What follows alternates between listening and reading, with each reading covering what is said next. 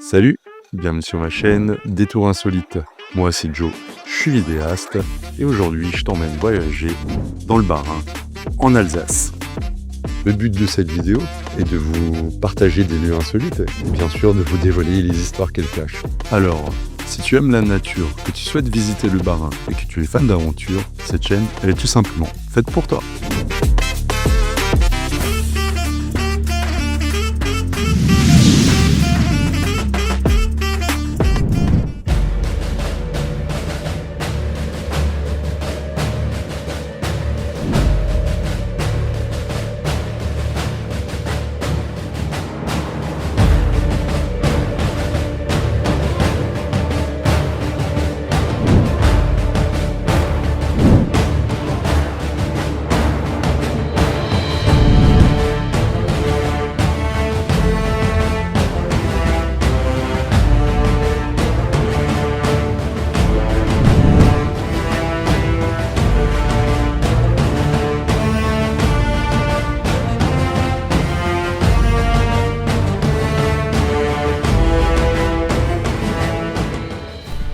Salut et bienvenue sur Détour Insolite. Et j'espère vraiment que vous allez bien. Je suis super content de vous retrouver pour ce nouveau numéro.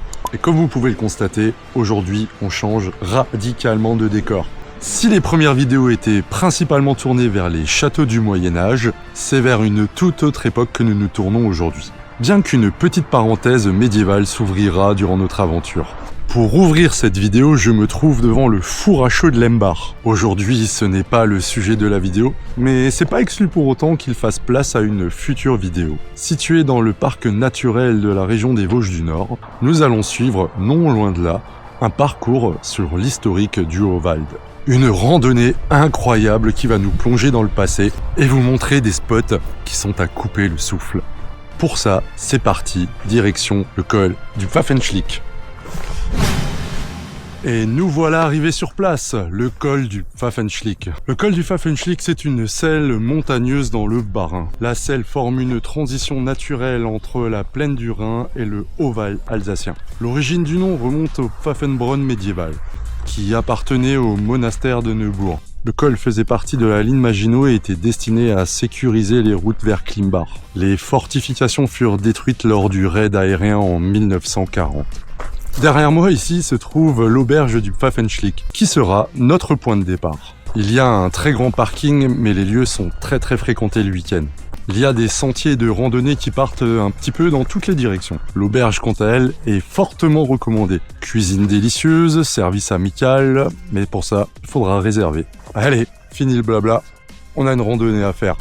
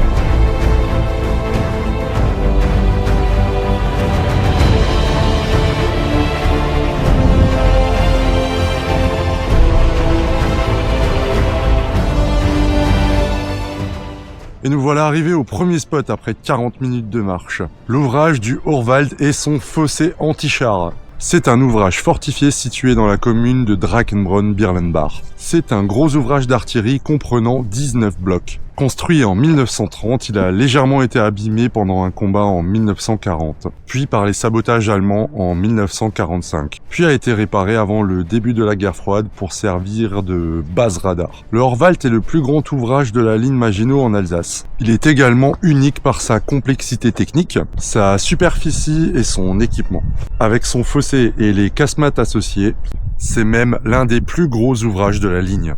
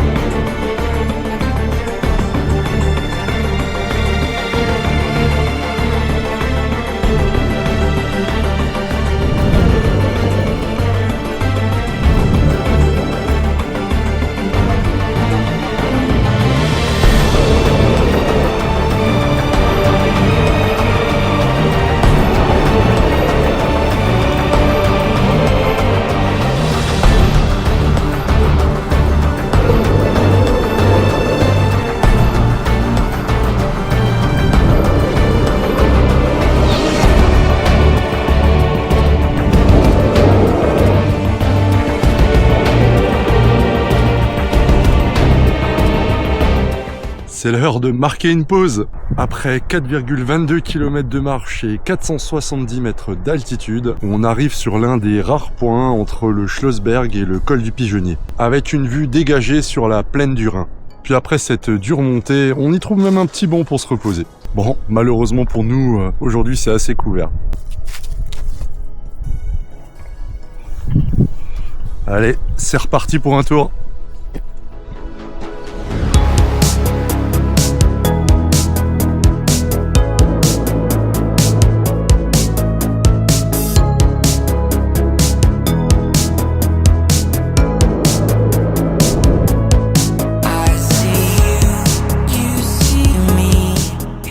Alors sur ce chemin, on fait également un petit arrêt historique qui est encore marqué des grandes familles nobles de l'époque, qui étaient possesseurs de villages jusqu'à la Révolution. Chacune porte des inscriptions taillées dans la pierre. D'un côté, nous avons un blason rempli de 5 boucles en sautoir, arme de la seigneurie des Sickingen, baron possesseur de Klimbach et de Wingen, et de l'autre côté, le blason des Wittelsbach, seigneurs de Clébourg.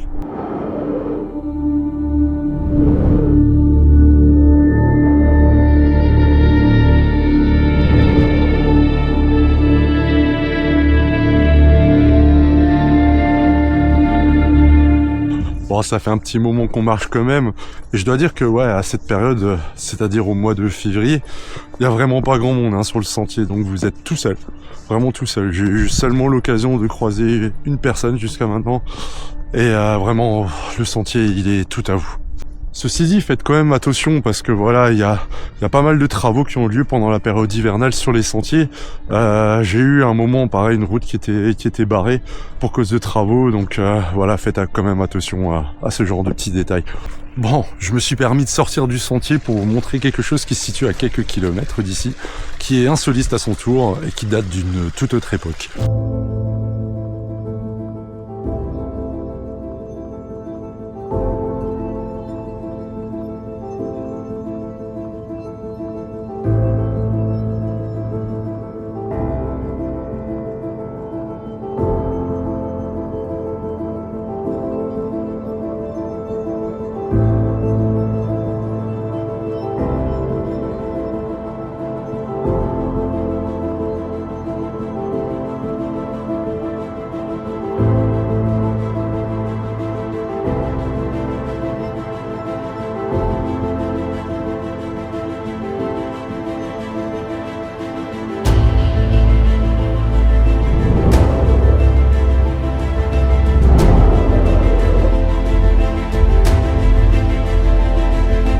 Un petit détour qui vaut vraiment le coup. La chapelle de Klimbach, On ne sait pas vraiment grand-chose concernant les ruines de cette chapelle. On parle à l'origine d'un sanctuaire païen. Une chapelle en bois aurait été érigée ici par un émir au XIIe siècle. Elle devient peu à peu un lieu de pèlerinage et fut reconstruite plus tard par les cistériens de Pfaffenbronn sous une chapelle en grès. La chapelle a été probablement détruite durant la guerre de 30 ans, et seul subsiste encore aujourd'hui l'arc ogival, séparant l'ancienne nef du chœur et une partie des murs du chœur de cette chapelle datant du XIVe siècle. Selon une légende, ce seraient les habitants de Klimbach eux-mêmes qui, vivant sous la protection du seigneur de Fleckenstein, auraient édifié cette chapelle en l'honneur de Saint Fridolin et de la Sainte Vierge.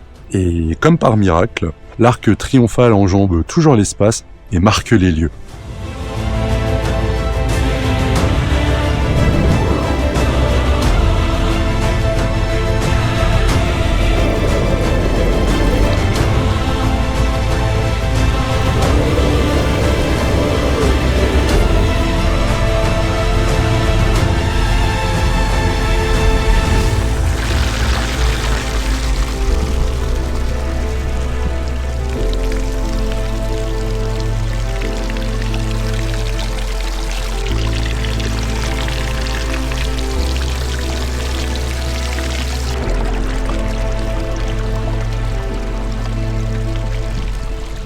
À quelques mètres à l'ouest de la chapelle se situe la source du Klimbronn, jadis réputée miraculeuse, qui a été captée en 1910 pour l'alimentation en eau du village.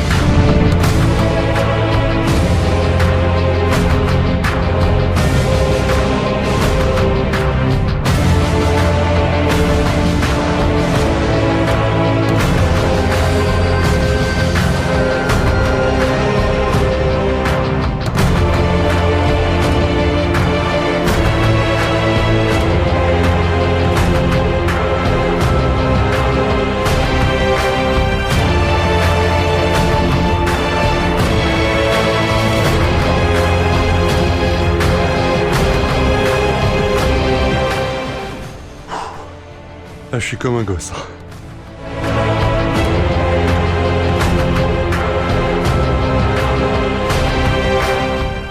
C'est hyper impressionnant, vous en prenez plein la vue. Nous voilà de retour sur le chemin initial. Ce bunker est l'ouvrage de la partie ouest du Horwald. Super impressionnant et très bien conservé. Il est intégré dans le sentier même de randonnée. Ceci dit, pour rentrer dans la fosse, faites attention, l'escalier est vachement étroit et puis il n'y a pas de balustrade pour descendre. Alors j'ai eu l'occasion de voir des vidéos où ils rentraient dans le bunker. Moi personnellement, j'ai pas trop envie de tenter le coup. Quand on voit les blocs de pierre qui sont rattachés juste au bord de ces tiges métalliques, c'est un peu moyen. Alors pour les plus courageux, je vous encourage pas à le faire, mais faites attention aux poutres métalliques et aux nombreux trous présents. Lampe de poche fortement requise.